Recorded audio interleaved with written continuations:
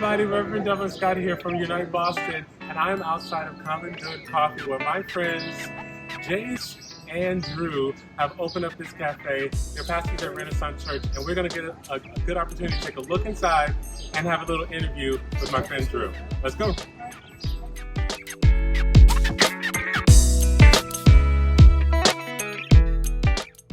Hey everybody, Pastor Devlin here with Unite Boston, and I have the opportunity to sit down and chat with my friend Drew Thurman at Common Good Coffee and Co-working Space. Drew, what's up, man? How are you? I'm doing good. Awesome. Thanks for letting us do this. We at Unite Boston just absolutely love highlighting the amazing work people are doing around the city and the surrounding areas, and we've been looking forward to talking to you about the amazing work you're doing here for a while. I know during the opening week, I came by, grabbed some coffee, checked it out. It was buzzing in here. It was incredible. How does it feel to finally have the place open? Very good. Yeah. It was the 6-7 months leading up to this, some of the most stressful times of my life. I imagine so. And honestly, I tell everybody now, small business owners are superheroes. Yep. So stepping into this space a little bit, I'm always going to shop small moving forward because they're superheroes. That's cool. Nice shout out for all small businesses out there. Shop small, people, because it's a difficult work. I'm on my own little journey to do something similar, so this is a very cool thing to be able to talk to you about. So tell us, what inspired you guys to open up Common Good Coffee and Co-working Space?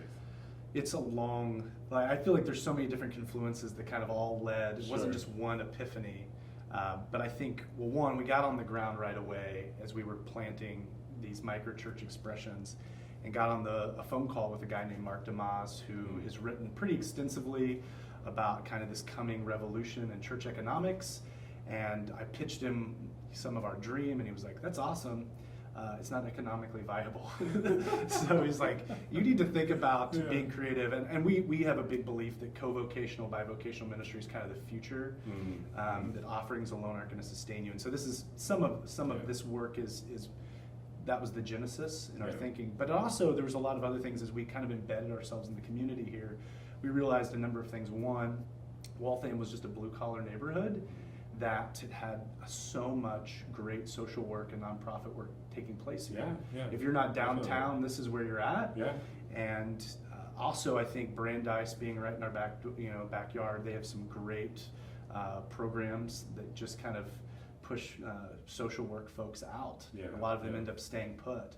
And at the same time, as we began serving with those nonprofits, we found out that many of them just were under-resourced, underappreciated. I think that's every nonprofit, right?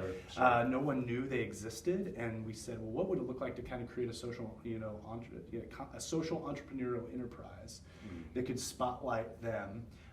And what's cool about coffee and co-working, it's all about community. So you're getting people here, they're spending time together, and they're both very approachable businesses for anybody. And yet at the same time, we're able to use that to kind of spotlight and platform some of our local nonprofits. And I would say probably even just beyond that, permanency matters. There's so much transience, and when you just stake your livelihood and your future with your neighborhood, I get to have conversations out with people I never got to get to have conversations with before this. And so I think that's part of it as well, is like, what does it look like to create permanence and say, God might have something else in store, but as far as I know, I'm staying put, and I'm going to put my roots down here and care for my community. And care for your community. That's amazing, Drew. You said so much in what you just stated. There's so many things I can kind of pick up on. One of which I want to highlight is the reality of bivocational ministry kind of being the future.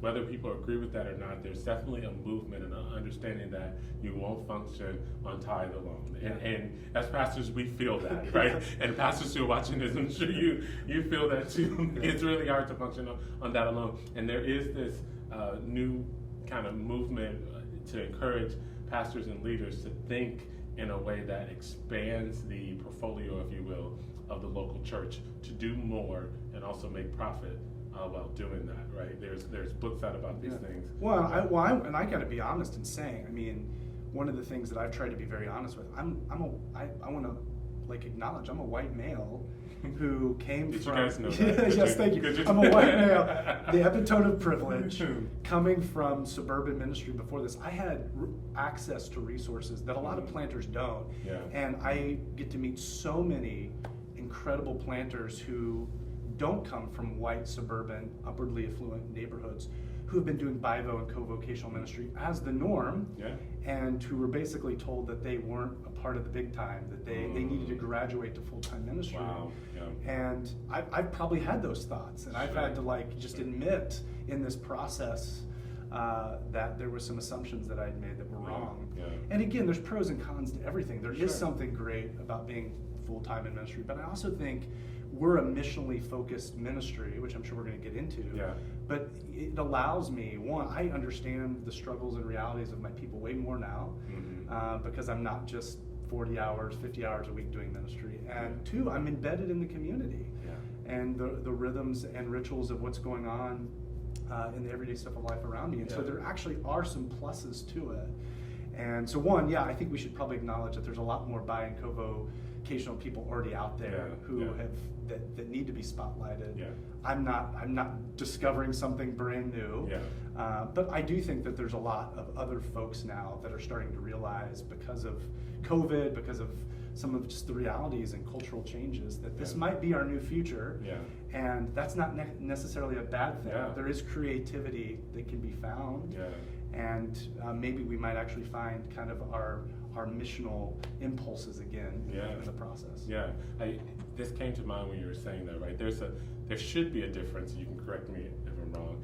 There should be a difference between being seeing bivocation as like, you know, you're doing something outside of the church, but that doesn't mean you're doing something outside of ministry, right? Like in your case, this is very much so still a ministry expression. I think it is for most people. Yeah. I think Brad Briscoe is the first person I heard say he's been shifting the conversation from bivocational to co-vocational. Yeah. Because when you think bi, you're thinking two separate. different, co-vocational is the same. And there are jobs, like some ministers have to take, that are just helping feed their family. But there are a lot of other things that are actually co-vocational, that are actually helping fuel mission and ministry. Yeah. And I think we just need to kind of be more open-handed with thinking that way. Yeah, that's a perfect segue. So you've been hearing us kind of talk about this. My friend Drew is not only one of the founders of this wonderful establishment, but you're also one of the leaders for Renaissance Church, which is a collection of micro church expressions all over the Boston area. Yeah. Awesome. Tell us a little bit more about Renaissance. Yeah, it's just a group of, we call it a family of micro churches that are people who are coming from totally different backgrounds and who are just trying to faithfully bring a kingdom presence where they live, work, study, or play. And so we're just coming alongside them. We function as a hub that's resourcing them. We come together once a month to worship, but besides that, they're very diverse, independent kind of expressions of the church. And you can get into the weeds. Microchurch has become quite the buzzword right now. So there's a lot of things you can get into, but it's literally in its smallest form, a small family on mission that's operating together, who's worshiping God, who's trying to live into all those 59 one another commands in the New Testament, and who are trying to be faithful to what God seems to be doing in and around them in their neighborhood. Amazing. You mentioned to me off camera, and I know this about you, that you were part of a microchurch kind of conference expression here in the Boston area with a couple of other of our friends with Unite Boston. Give us an idea, those who are not familiar with microchurches and what it's about. I know that's a hard thing to kind of define in times like these, but give us an idea of just kind of what's happening in that sphere or that expression of the local church. Yeah, I think a lot of it is real, at least for us. I think there's so many people that have claimed the word microchurch, so it's a little bit hard to, a little bit nebulous, trying to nail down exactly what it is. You know, there's missional communities, there's house church. I mean, people kind of can get lost in the language. For us, is really just starting with mission.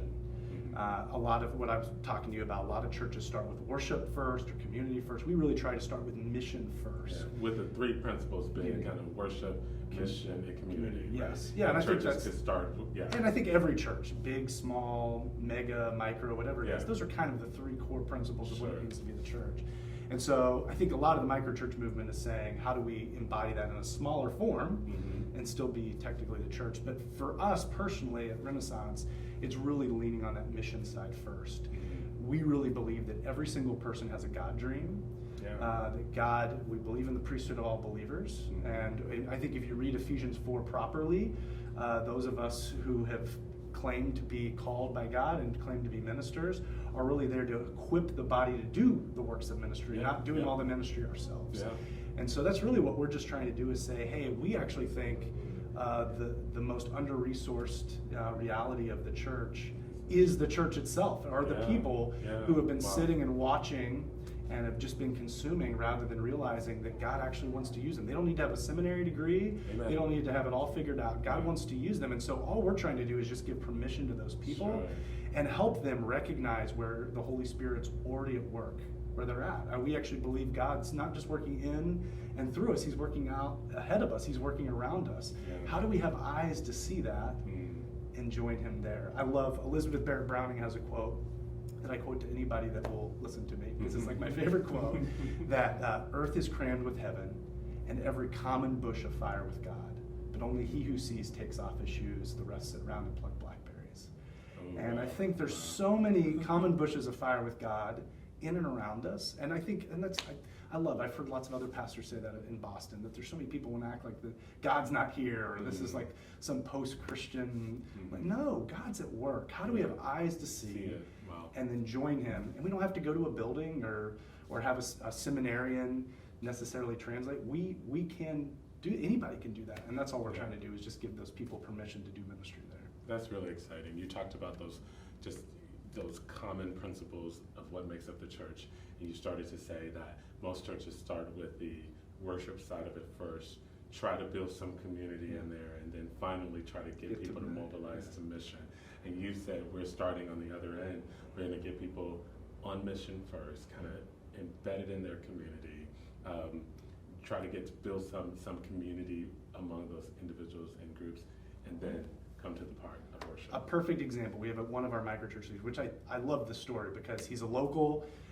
He's in his 60s. I think everybody thinks microchurch is like young folks. So I love to tell exactly. All these people that don't like the church. No, Charlie, his name's Charlie. I love Charlie. He'd gone through our training and just was embedded in his neighborhood here in Waltham. Had been spending a lot of time with people, and as the pandemic hit, as he had been being just missional, serving his neighbors, caring for them, started to say, hey, what would it look like to create community around this? And so he said, everybody's lonely right now, COVID's happened, starts a book club in the local park underneath a tree.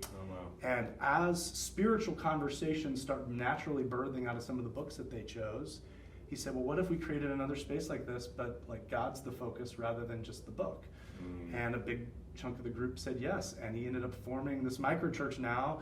It's people like 50 all the way to 92. They have a guy that's 92 playing guitar. I love it. I love it. Yeah, and again, it's just, all he needed was permission.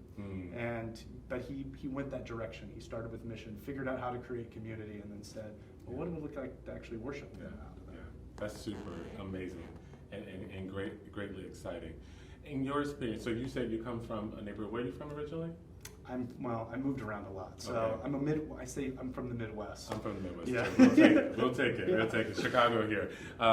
So coming from where you come from, you came here to Boston, I assume led here first with the intent for church planting. What do you see kind of next for the church in Boston?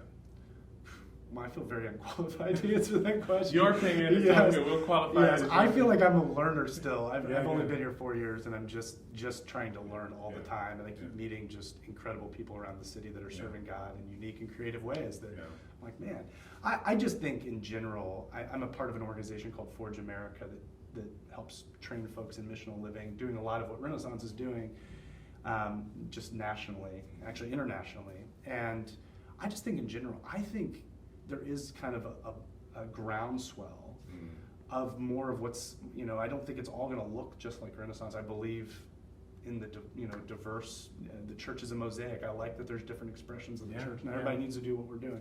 But I do think there is a groundswell of people who I think we're facing some unique challenges in the West. I think Boston's on the front end of that. And I think it's inciting creativity.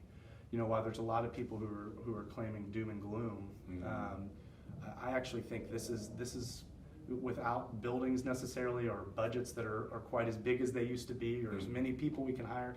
I think it actually forces us back to kind of our primal original state as the church.